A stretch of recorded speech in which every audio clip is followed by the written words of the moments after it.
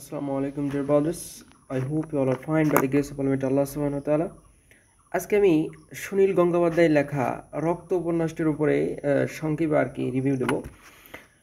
তো এই উপন্যাসটি মূলত সব মিলিয়ে একটি অনন্য উপন্যাস। ইতিহাস যেমন এর মধ্যে রয়েছে, ইতিহাস, প্রেম, ভালোবাসা, প্লাস মায়া, মমতা, স্বদেশ প্রেম, স্বজাত্যবোধ, সব কিছু মিলিয়ে একটা অনন্য একটি উপন্যাস বলা চলে। তো এই উপন্যাসের যে মূল চরিত্র সেটা হচ্ছে তপন। সে হচ্ছে মূলত এই উপন্যাসের সেন্ট্রাল ক্যারেক্টার। তো তার বাবা দেবনাথ, তার বলা চলে চাচা বা বড়ব্বা যিনি প্রিয়নাথ, এনারা দেশের জন্য জীবন দিয়েছিল 1919 সালে। এনার চাচা আর কি দেশের জন্য জীবন দেয়। এটা মূলত ভারতবর্ষ যে বিভক্ত হওয়ার পূর্বে অবিভক্ত ভারতবর্ষে এই ঘটনাগুলো ঘটে। এবং এই তপনের বাবার নাম হচ্ছে দেবনাথ এবং তার একজন কাকাও রয়েছেন। তো যাই হোক, আমরা প্রথমে যেখান থেকে ঘটনা শুরু করা হয়েছে, তপন ভালো ছাত্র। সে দেশে পড়াশোনা করার পরে কলেজে ভালো রিসার্চে দক্ষ হওয়ার কারণে সে বিদেশ থেকে স্কলারশিপের আর কি সুযোগ পায় আমেরিকাতে। তো আমেরিকাতে সে পড়াশোনা করার জন্য যায়। তো আমেরিকাতে সে ভালো মতো পড়াশোনা করে এবং একজন ব্রিটিশ অর্থাৎ ইংল্যান্ডের একজন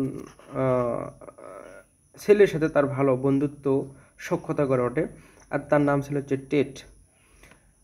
তো 5 বছর সেখানে পড়াশোনা করার পরে অনার্স পুরা মানে তার রিসার্চ শেষের দিকে শেষ করার পরে, এবং তপন মূলত দেশে যেরকম ছিল সে বিদেশ যাওয়ার পরে মূলত তার ক্যারেক্টারটা পরিবর্তন হয়ে যায়।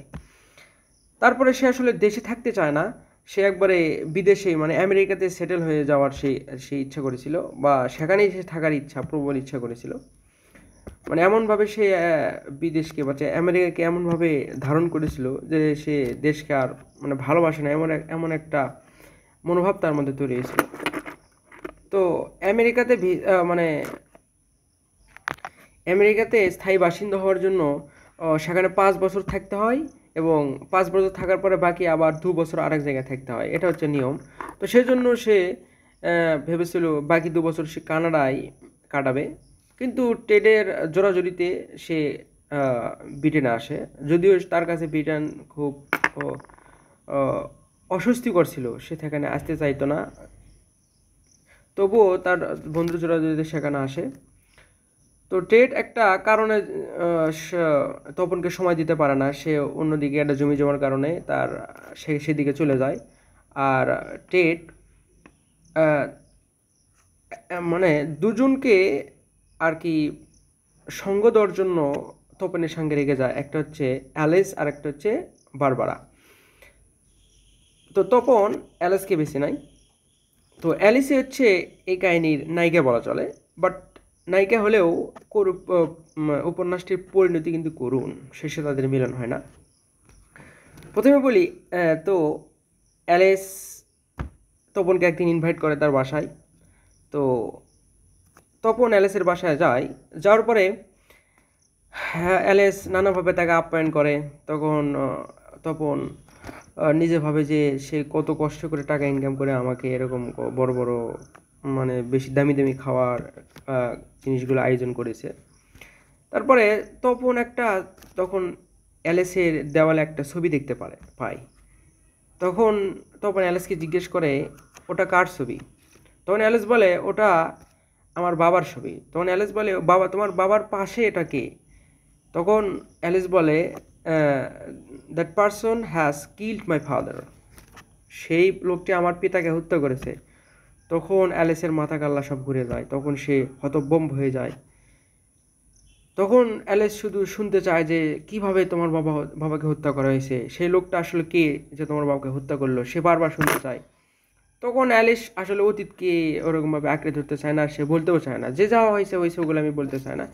তবুও অ্যালিসে মানে তপনের জোরাজোরিতে পরবর্তী অ্যালিস বলে যে আমার বাবা খুব ভালো মানুষ ছিলেন, ভারতবর্ষকে তিনি ভালোবাসতেন। মানে অ্যালিসের বাবা একজন ম্যাজিস্ট্রেট ছিলেন, সে ভারতবর্ষে একজন আর কি ম্যাজিস্ট্রেট সেখানে জয়েন করেছিলেন। তো তো অ্যালেসের বাবা আবার সংস্কৃত ভাষা শিখতেন একজনের কাছে। সেই লোকটা আবার বলে সেই লোকটা আমার বাবাকে হত্যা করে। তো এটা ছিল মূল কাহিনী। কিন্তু তপন সেটাকে একবার শোনার পরে তপন আর অ্যালেসের পাশে থাকে না। অ্যালেস জোরাজুরি করার পরে বলে আজ থেকে যাও, কিন্তু অ্যালেস আর থাকে নাই, অনেক অনেক অজুহাত দিয়ে সে রুমে চলে যায়।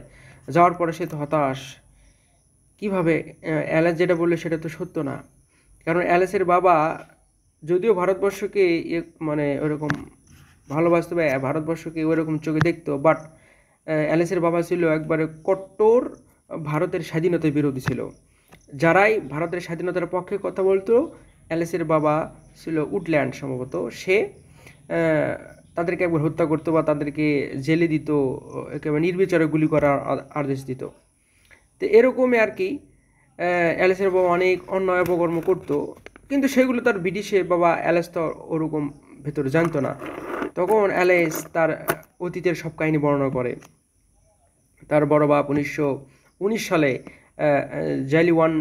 জালিওয়ালান বাগের যে আন্দোলনটা হয়েছিল 13 এপ্রিল 1919 সালের, সেই আন্দোলনে হওয়ার পর অনেকে হতাহত নিহতের ঘটনা ঘটে। তারপর সেই ভারতের সজাত্যপথে ও মানে তারা উজ্জীবিত হয়ে একটা মিছিল বের করে। সেখানে তপনের বাবা দেবনাথ, তপনের চাচা প্রিয়নাথই মূলত সেখানকার নেতৃত্ব দিচ্ছিল। তো সেখানে একটা অপ্রত্যাশিত ঘটনা ঘটে।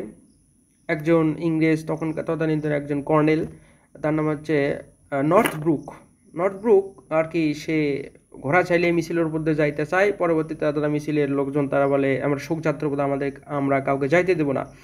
পরবর্তীতে তারা চাবুক মালে প্রিয়নাথ হঠাৎ করে পরে কেড়ে নেওয়ার পরে ওই কর্নেল নর্থব্রুকের তার কি অভিজাত্যে বাঁধে আর কি। এর পরে সে অপমানিত হয়। অপরাধী ফিল হওয়ার পরে প্রিয়নাথকে উঠে নিয়ে যাওয়ার পরে প্রিয়নাথকে একেবারে হত্যা করে। এরপরে দেবনাথ তখন ফুঁসে ফেপে ওঠে ইংরেজদের বিরুদ্ধে। যদিও সে নিরীহ ছিল, সে কোনো রাজনৈতিক দলে পরে আর যোগদান করেনি, কিন্তু সে এরকমভাবে ইংরেজদের ঘোর বিরোধী থাকার ফলে একদিন সুযোগ পেয়ে মানে একটা ভাষা শিক্ষার নাম করে মানে সংস্কৃত ভাষা শেখানোর জন্য ওই অ্যালেসের বাবাকে পড়াতে যেত। তারপরে আর কি অনেক কারণে অনেক একটা বিস্তারিত ঘটনা আছে আর কি। তারপরে তার বাবাকে হত্যা করার পরে দেবনাথ নিজেও নিজেকে শেষ করে দেয় আর কি। তো এটা ছিল মূল কাহিনী।